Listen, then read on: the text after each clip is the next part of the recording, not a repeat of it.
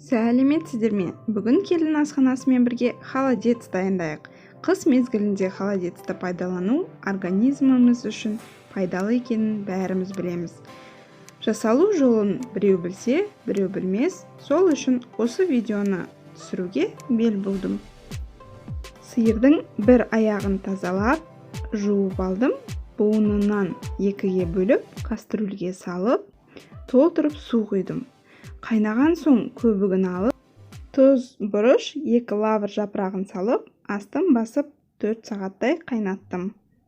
4 сағат өткен соң осындай жарты сәбізбен 2 чеснок салып, тағы да жарты сағат қайнатып алам. Дайын болған сиырдың аяқтары осындай жұмсақ болып, сүйегінен айырылып тұру керек. Сіңіріміз езіліп пісу керек. Сол кезде холодесіміз жақсы шығады. 4,5 сағат толықтай қайнады. Сіңіріміз жұмсақ болды. Енді өстіп сүзіп аламыз.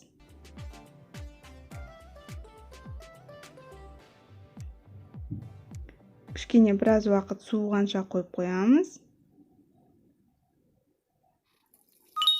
Сорпасын сүзіп аламыз. Астында майда сүйектер қалып қалмау үшін.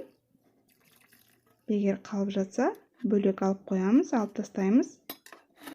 Біраз суыған соң сүйегінен сіңірді ажыратып, майдалап тураймыз, немесе мясорубканы қолданып, содан өткізсеңіздер болады.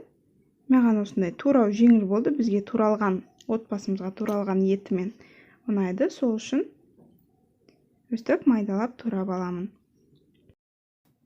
Холодецтің қазақшасы тоңазыма екенін білдіңіздер ме? Неге сондай ат берілді екен? Комментарийге пікірлеріңізді қалдырыңыздар.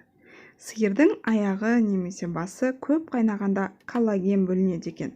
Ал коллаген дегеніміз бүкіл денеміздегі буындарға пайдалы. Бет әлпетіміздің үлбіреп, әжімсіз болуы, әжімдердің азаюы осы коллагенге байланысты екен.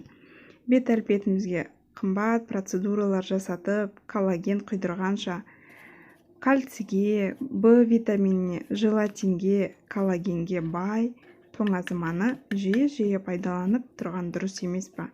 Буын аурулары болса, осы холодецті жиі қолданып, аурудан айырылса болады. Тоңазыманы жинайтын ыдыстарды дайындап қойдық. Мен осындай пластик ыдыстарында алдым. Бетін жауып, холодильникке қойып қойғанға ыңғайлы. Кішігірім чесноктан 4-5 штук майдалап турап алдық. Сәбізімізді кубиктап турап қойып, ыдысымыздың ең астына өстіп чеснок саламыз. Және бетіне етімізді, туралған етімізді салып, ең бетіне туралған сәбізімізді сеуіп шығамыз, әсемдік үшін.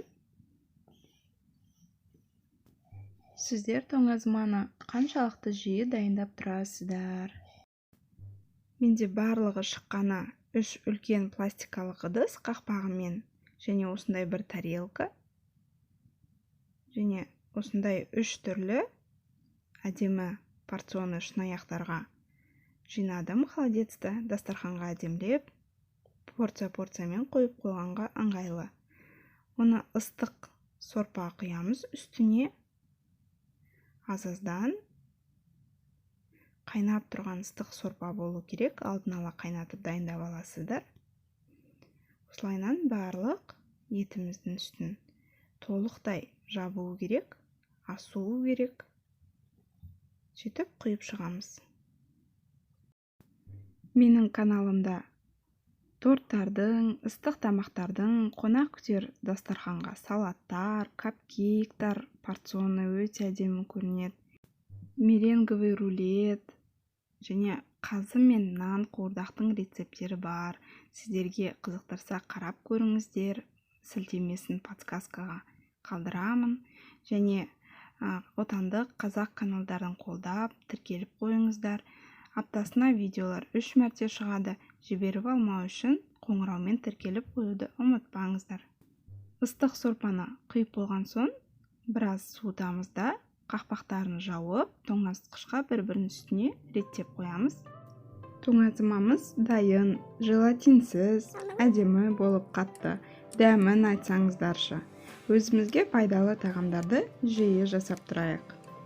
Рецепт ұнаса, қоңыраумен тіркелуді ұмытпаңыздар.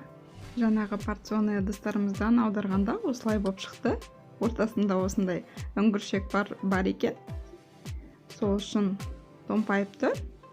Міне қатты болып, дәмін айтсаңызшы. Ет етке, сорпа бетке деген қазақтың сөзін енді түсінген сияқтымын.